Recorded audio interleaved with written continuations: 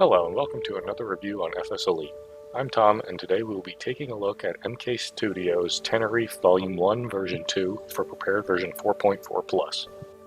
The scenery features the entire Tenerife South Airport and island with 45 cm per pixel imagery of the island and 25 cm per pixel imagery for the airport.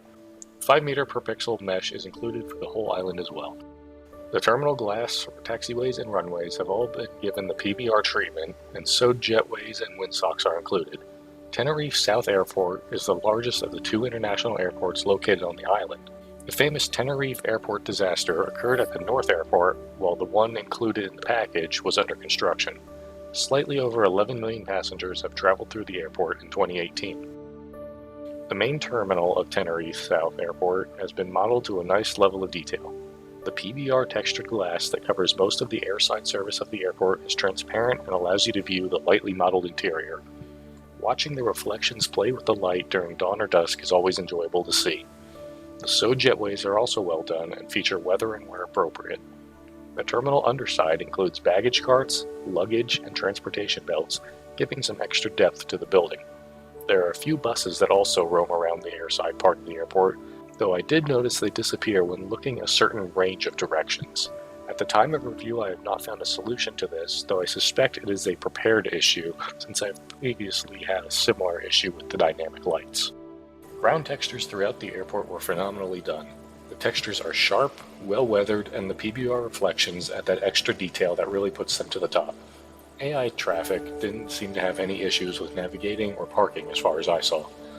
There were some slight discrepancies between the parking markings that I saw on Google Earth compared with the scenery itself, though it is worth keeping in mind that airports are always in flux and either Google or MK-Studios may not have the most up-to-date imagery. What is included is definitely representative of the proper markings. It's just a few bits have different font size, maybe missing, or extra. Nothing that anyone would notice without a direct side-by-side comparison like I was doing. But as of now, I cannot 100% verify the accuracy of every single marking compared to the real airport in this regard.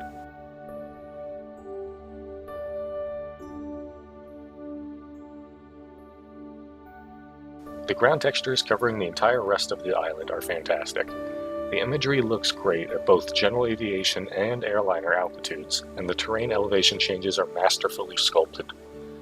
The textures appear to fit into Prepar3d's color palette well, and also show that this is a more arid island off the African coast.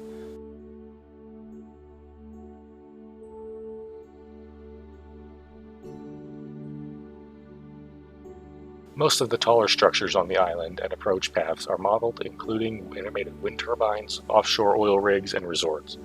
I would have liked to have seen a few more shorter buildings on approach modeled, but it still looks great as is. There were some floating buildings near one of the resort areas as well as some water discoloration where some construction has since taken place. For the latter, Google was also hit or miss with what exactly was there and what wasn't, based on what altitude you were looking at it and how the imagery was stitched together.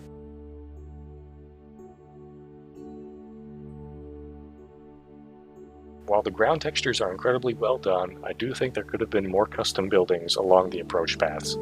The major resorts and structures are accounted for, but I think some smaller buildings on top of some of the photo scenery could help bring some more depth. Around the rest of the island, the building density is appropriate and works well.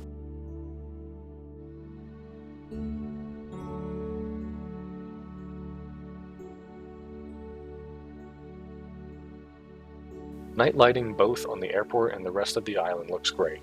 The white glow from the floodlights at the gates is atmospheric, and the city-town lights twinkle at any altitude. The only change I would like to see is that the floodlights for the main gates line up with the light poles themselves, similarly to the remote stands.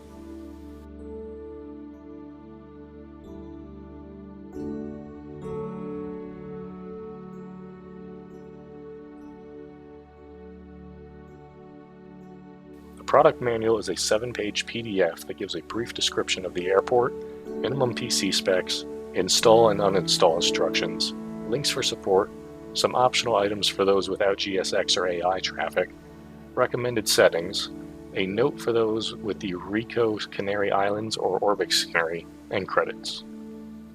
MK-Studios Tenerife Volume 1 Version 2 is a wonderfully made product.